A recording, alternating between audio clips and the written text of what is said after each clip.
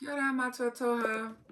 I just wanted to let you know that tonight is my night to shine with my video presentation.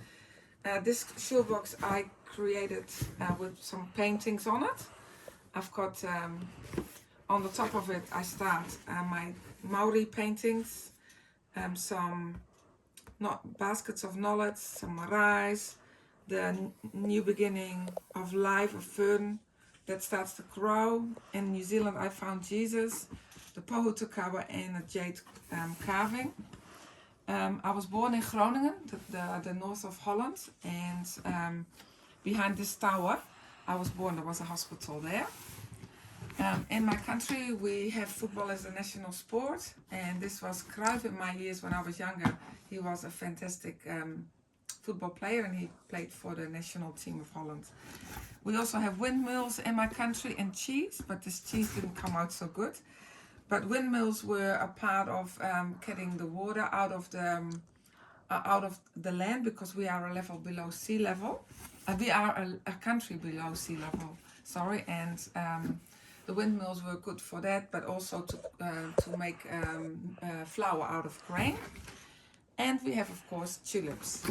And my first item tonight is my Dutch flag. Our flag is red, white and blue. This is our flag.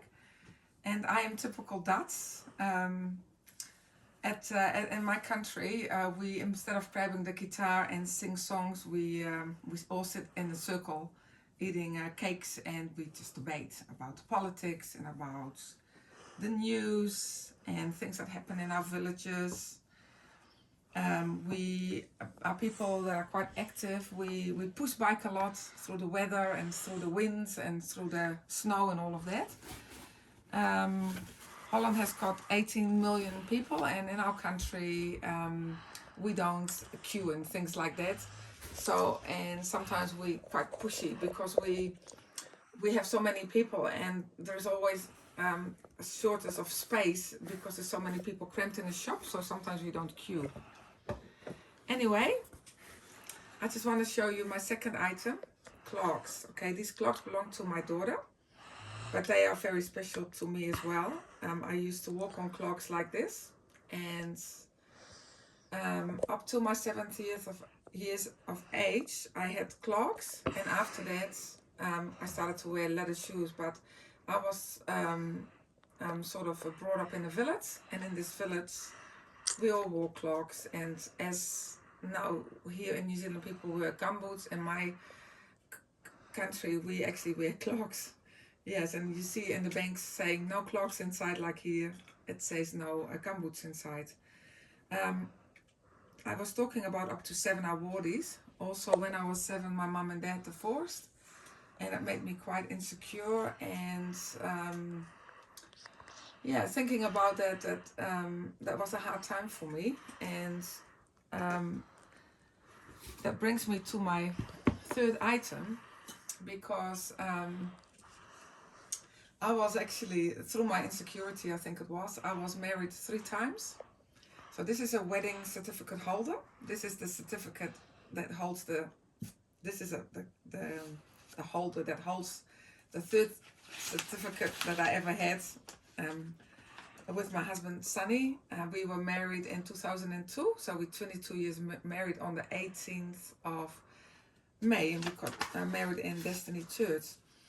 I was married twice before that, and I think it was all out of insecurities that I couldn't keep my marriage. This time with my husband Sunny, it was different. Yes, I didn't realize I married one person and I married a whole tribe, but that's another story. I also learned through my marriage that between 1 and 3 is no 2, but also between black and white was also no grey. But however, in the Maori culture, I learned that there is also color grey, and I actually started calling that color the color craze, because that was the pain that I had to endure to actually come out of the black and white and go into the grey, if you know what I mean. And then it brings me to my fourth item, and my fourth item is a bracelet that my father gave to my mother as one of the first presents. My mom and dad divorced, as I said, but my stepfather, I also call him my father. He was really good for my mother, and he bought her this bracelet, and I always loved this bracelet on my mom just because she got it from my dad, and it looks so beautiful on her. And after my third marriage, my mom and dad came over again to see us, and they actually gave this to me, and they said that they're very proud of me as moving to New Zealand. And then I have my fourth item. My fourth item is my mom's wedding ring. Hey, did I say that right? No, sorry. I come to my fifth item, which is the Bible. This is a bilingual Bible. I don't know if you can read it, but I think this comes really close to Te Tiriti o Waitangi in the sense of partnership, participation, and protection. Because it's bilingual, bicultural, like how we talk about biculturalism. Well, this is a bilingual Bible, so I'm very happy to show you this, because now after my second marriage was over, I actually became a Christian, and I really wanted my third marriage to have God in my marriage, and so this is my Bible, and I'm very proud of it. I can learn the words, but I also can learn Te Reo Māori, which is important for me, because I want to give as much as I can to uphold my tangata tiriti. So that's item number 5. Now I'm item number 6.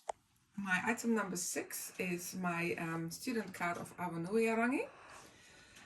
I'm in my second year of Māori Performing Arts, and I learn a lot about the culture. I learn a lot about kaupapa Māori, and like together with my BTI study, it basically goes hand in hand, and I'm very excited to be I feel like I am totally immersed in the whole Te Ao Māori, so this is one of the things that I like to do to uphold my side of the partnership. And then my next item, it's item number 7.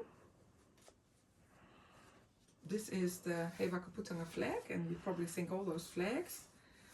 But this flag is the Declaration of Independence, and that was signed in 1835 by the He Wakaminenga, the Federation of Chiefs did that on the 28th of October, and also the 28th of the 28th battalion comes also out of this, which I thought it was quite significant.